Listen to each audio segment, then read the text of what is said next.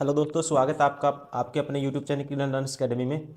इस वीडियो में जैसा कि आप देख पा रहे होंगे, हम करेंगे RRB group D exam 17/8/2022 second shift में जो भी साइंस से क्वेश्चन आए थे दोस्तों, वो सारे कवर करेंगे। तो चलिए अभी स्टार्ट करते हैं। ठीक है दोस्तों, सबसे पहले मैं बताऊं। ठीक, आपको पता है ओम्स लॉ। ओम्स लॉ आपको पता है ओम्स लॉ क्या कहता है?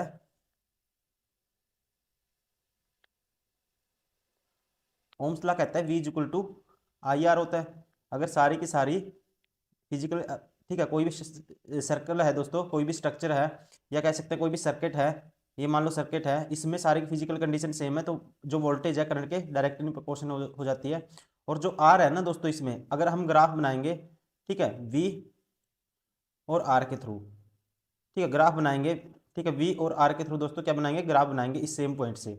आप इसमें क्या होगा देखो, यहाँ आई लिया इसने, वी लिया है। देखो यहाँ कंडीशन क्या है, अगर आई लिया है यहाँ पे दोस्तों, तो आपको हमेशा एंगल देखना। जैसे कि देखो, आपने सुना होगा Y is equal to M X plus C. ठीक है, अगर सी की वैल्यू जीरो है तो एम क्या होता है दोस्तों? स्लोप होता है। ठीक है, वैसे V is equal to I R, R किसका काम कर रहा है यहाँ पे? स्लोप का। ठीक है, स्लोप का, स्लोप मीन्स टेंजेंट थीटा।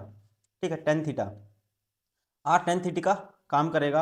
अब आपको पता है जैसे कि, ठीक है, अब इसमें क्या होगा, आप देखो बेस आपको हमेशा करंट को मानना पड़ेगा, बेस मानना पड़ेगा करंट। ठीक है, बेस किसको मानेंगे? करंट को मानेंगे। मतलब कि हम जो एंगल चेक करेंगे ना, थीटा की वैल्यू चेक करेंगे विद रिस्पेक्ट टू आई। ठीक है, विद रिस्पेक्ट टू क्या करेंगे? आई करेंगे। मान लो, ठीक है, मान लो ये वोल्टेज है, ठीक है, ये करंट है, इसने करंट दिया है ऐसे, R3 R2, ये है R1, ये है वोल्टेज, ये है करंट। अब दोस्तों जो एंगल जिसका थीटा बड़ा होगा ना, जिसका थीटा बड़ा होगा उसका ही क्या होगा? स्लोप ज़्यादा होगा, मतलब कि रेजिस्टेंस वही उसका ही ज़्यादा होगा। देखो ये ग्राफ क्या है? गलत है। मैं आपको सही बता देता हूँ, ये कैसे गिवन था। ये गिवन था, ये वाला ग्राफ है ये। ठीक है, ये वाला ग्राफ है, आप इसको एज्यूम करिए। जो राइट ग्राफ क्या है दोस्तों? ये है। ठीक है, आपने एनसीईआरटी में भी पढ़ा होगा इस चीज़ को। अब अब इसमें टेन थीटा किसका ज़्यादा होगा? देखो हमें एंगल देखना है हमेशा करंट। अगर करंट यहाँ होगा तो दोस्तों वोल्टेज यहाँ होगा, फिर यहाँ के रिस्पेक्ट में फिर R3 आएगा, फिर R2 आएगा, फिर R1 आएगा। ठीक है, हमेशा ये रिलेशन बताता है करंट है जो उसके रिस्पेक्ट में एंगल टेन थीटा, मतलब कि स्लोप। तो रेजिस्टेंस दोस्तों किसका एंगल सबसे बड़ा है? आप कहेंगे R3 का। आई के साथ ये लाइन है, किसका एंगल सबसे बड़ा है? R3 का।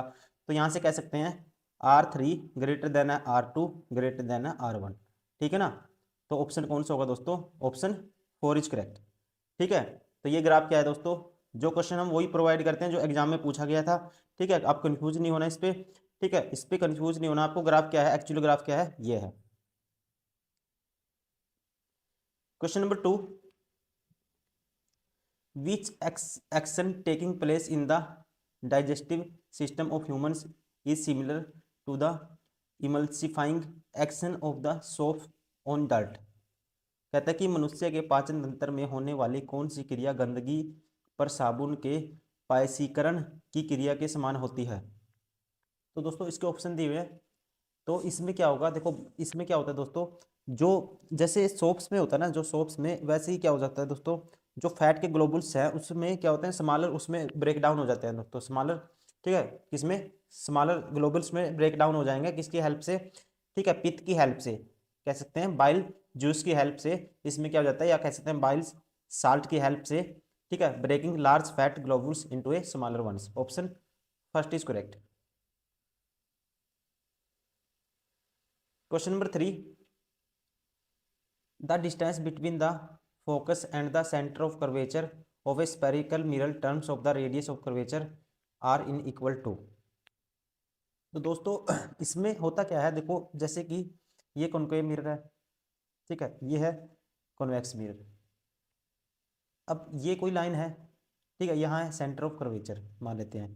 ठीक है, अब कोई लेंथ आएगी, इंसिडेंट रे आएगी दोस्तों, ये टकराएगी, कहाँ से पास होगी? ये एफ से। ठीक है ना, ये लेंथ होती है ना जो एफ की, ध्यान रखेंगे आप। ये हमेशा क्या होती है दोस्तों? ये होती है R/2। आर की क्या होती है दोस्तों? ये आधी होती है। ठीक है, एफ होता है R/2 दोनों कंडीशन में। ठीक है, आप ध्यान रखेंगे। ऑप्शन कौन सा होगा? Option second is correct. Question number 4, when chlorination of dry slaked lime take place dash will form has the main product.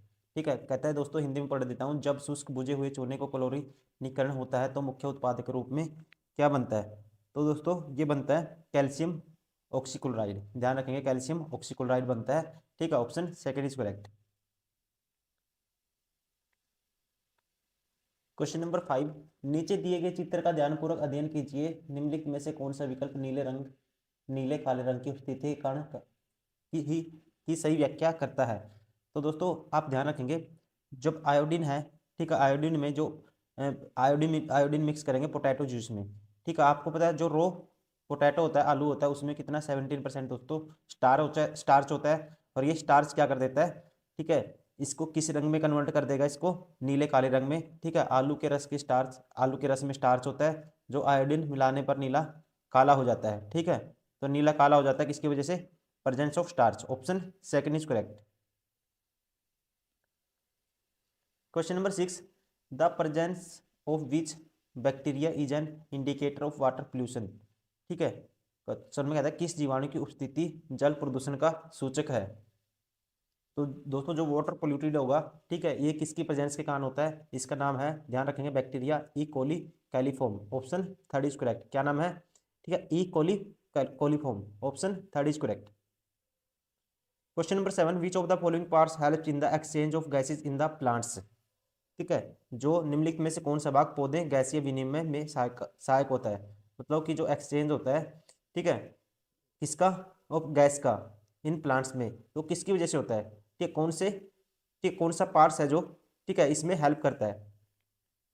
तो दोस्तों ध्यान रखेंगे, stomata helps in the exchange of gases by opening and closing pores. ठीक है, जो stomata क्या करता है, इसमें हेल्प करता है। और एक ध्यान रखेंगे, जो स्टोमेटा दोस्तों ये आल्सो रेगुलेट भी करता है, ठीक है, loss of water vapour in transpiration. ठीक है, तो इसलिए ऑप्शन कौन सा होगा दोस्तों? Stomata. Option, exchange of gases में कौन सा पार्ट हेल्प करता है? स्टोमेटा। ठीक है, ध्यान रखेंगे आप। Question number 8, which of the following elements has the maximum number of atoms in their molecular form. ठीक है, तो कौन सा है दोस्तों एलिमेंट जिसमें क्या है, मैक्सिमम नंबर ऑफ एटम है देयर मोलिकुलर फॉर्म में? तो कौन सा है? आप ध्यान रखेंगे, सल्फर। ठीक है, क्या है? सल्फर। कितने हैं? 8। Option first is correct. Question number 9, cyclohexane contains dash CC bonds and dash CH bonds, so total dash covalent bonds। दोस्तों इसका फॉर्मूला होता है साइक्लोहेक्सेन का C6H12। ठीक है, साइक्लोहेक्सेन का फॉर्मूला C6H12। कार्बन कितने होते हैं? 6। ठीक है, हाइड्रोजन कितने हैं? 12। ठीक है, जो हाइड्रोजन 12 है, 12 कार्बन के साथ बॉन्ड बनाएंगे। ठीक है, और CC बॉन्ड कितने हैं दोस्तों? 6 है।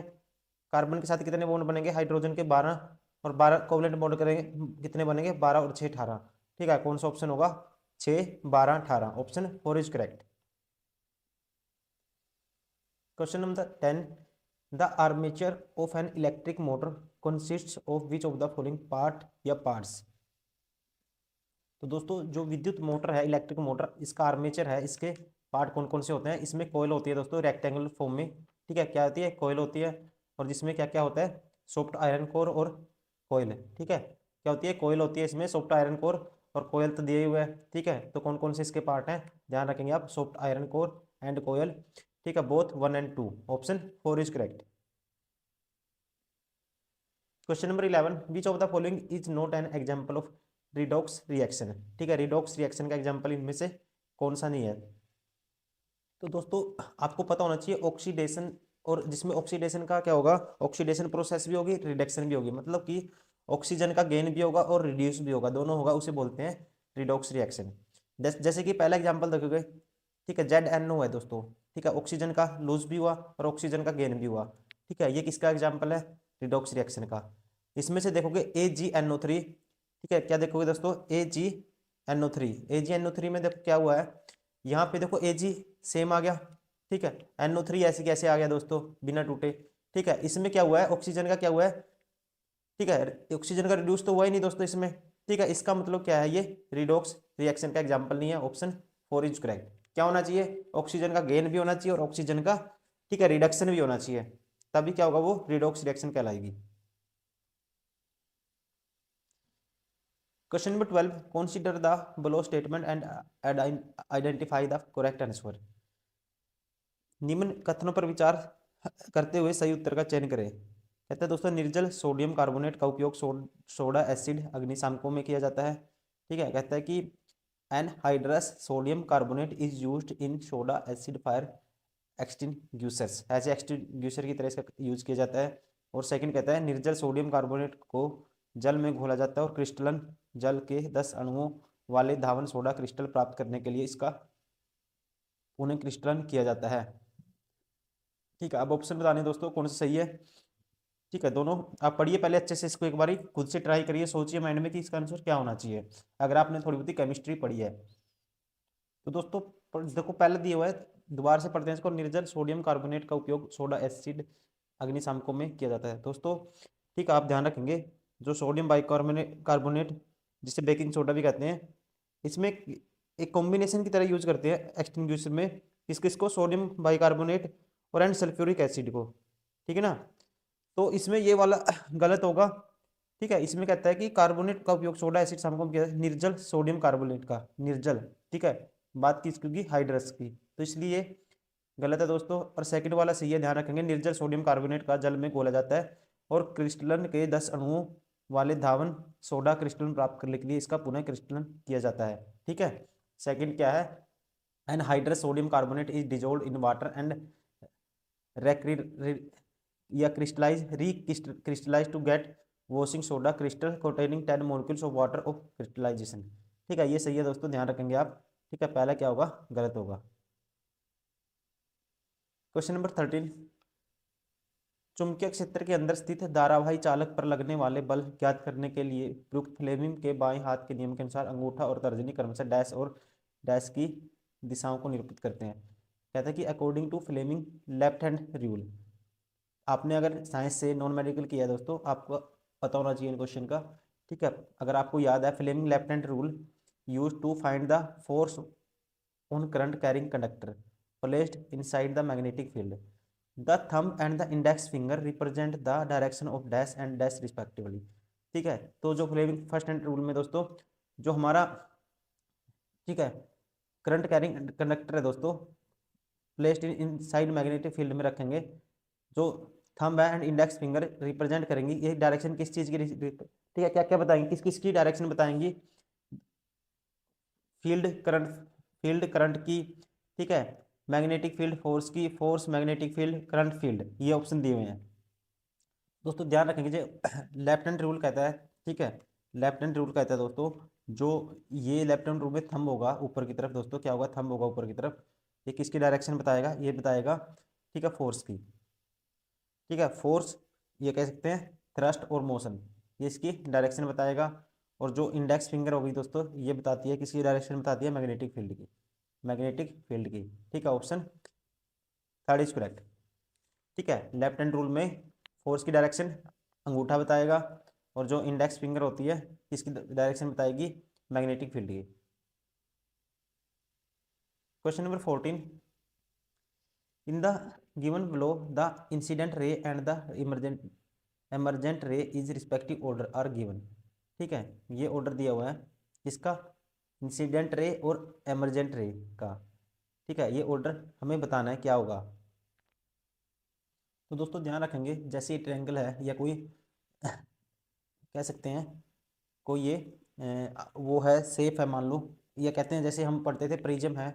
अब कोई, ठीक है दोस्तों, ये रे आएगी ना, जो इसे बोलते हैं, यहाँ पे आएगी इंसिडेंट रे। ठीक है, ये ए था पॉइंट, ये है बी, ये बोलेंगे ए बी को बोलेंगे इंसिडेंट रे। ठीक है, ए बी को क्या बोलेंगे दोस्तों, इंसिडेंट रे। और उसके बाद जो रे इसके अंदर आएगी थोड़ी सी रिफ्लेक्ट होगी दोस्तों, यहाँ पे जो एंगल ऑफ डेविएशन बनेगा, और यहाँ से जो निकलेगी रे, इसे बोलते हैं दोस्तों एमरजेंट रे। क्या बोलते हैं, ये सी डी है, क्या है, एमरजेंट रे। ठीक है, तो ऑर्डर क्या होगा दोस्तों, A B C D, option first is correct. Question number 15 sorry, an object placed at a distance of 25 centimetre from converging lens form a real and inverted image at 30 centimetre from the lens, the magnification produced by the lens is equal to.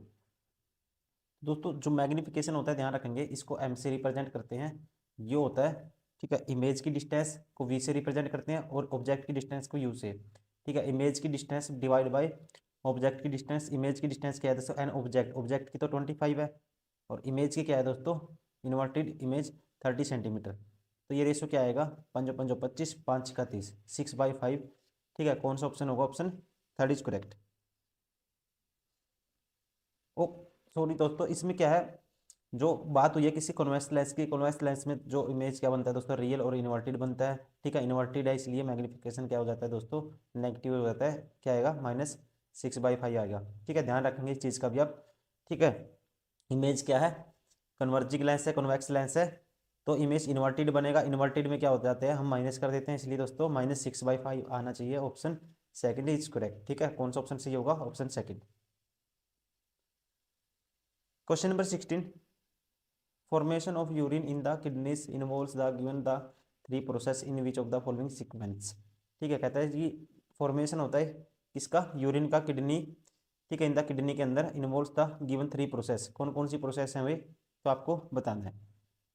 तो दोस्तों 3 process कौन कौन सी होती है, पहले का होता है फिल्ट्रेशन, ठीक है। फिल्ट्रेशन होता है, फिल्ट्रेशन के बाद सिलेक्टिव रीएब्जॉर्प्शन होगा, ठीक है। सिलेक्टिव जो, ठीक है, अवशेष है उसको दोबारा से फिर रीएब्जॉर्प्शन होगा उसका, और लास्ट में क्या होता है दोस्तों, इलिमिनेशन, ठीक है। क्या होता है, इलिमिनेशन या कह सकते हैं उन्मूलन, ठीक है। प्रोसेस क्या है, filtration, selective reabsorption, elimination, option second is correct.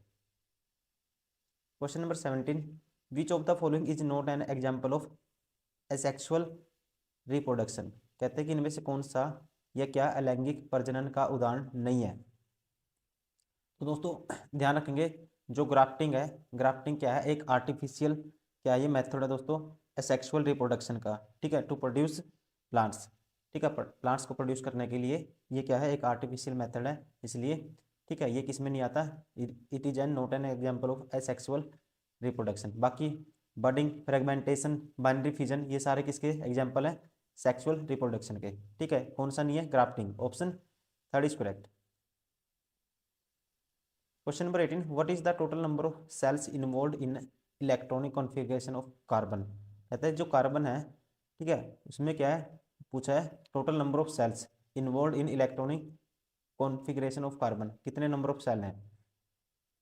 Carbon का इलेक्ट्रॉन, ये सॉरी, कार्बन का एटॉमिक नंबर दोस्तों क्या होता है, 6 होता है, 6 होता है, तो इसको लिखेंगे 1s2 2s2, ठीक है, 1s2 2s2 और फिर आएगा पी से, ठीक है, ऑर्बिटल 2p2, ठीक है।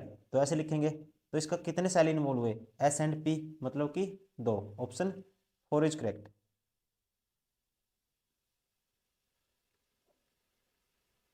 क्वेश्चन नंबर 19, एक given resistance R is cut into two equal parts, the resistance of each pair is, दोस्तों दो रजिस्टर काटेंगे, ये हो जाएगा, ठीक है, क्या हो जाएगा, ये हो जाएगा R/2, ठीक है ना।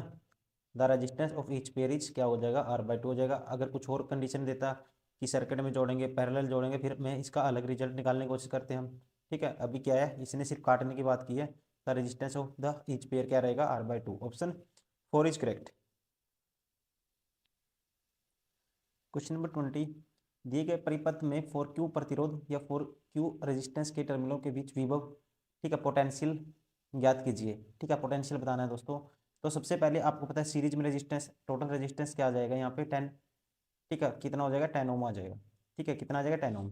अगर मैं वोल्टेज है 5 ओम, तो V इक्वल टू क्या होता है, IR होता है, ठीक है। यहाँ से क्या निकाल लेता हूँ, अगर मैं करंट निकाल लेता हूँ, तो I की वैल्यू क्या आएगी, V/R, V की वैल्यू है 5, ठीक है, R की वैल्यू क्या आएगी 10, ठीक है। इस पूरी इसका सर्किट का करंट क्या आ गया, 0.5।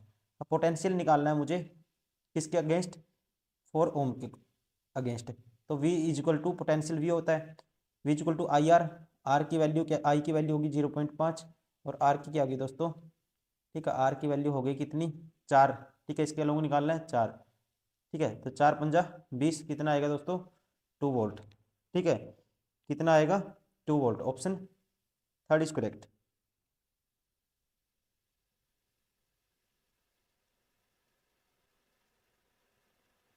Question number 21, the distance between the pole and the centre of curvature of the spherical mirror in the term of focal length f is equal to, कहता है कि distance between the pole and the centre of curvature of a spherical mirror, ठीक है, spherical mirror में distance किसके बीच में distance निकालना है, pole and centre of curvature in term of focal length F, ठीक है, इज इक्वल टू।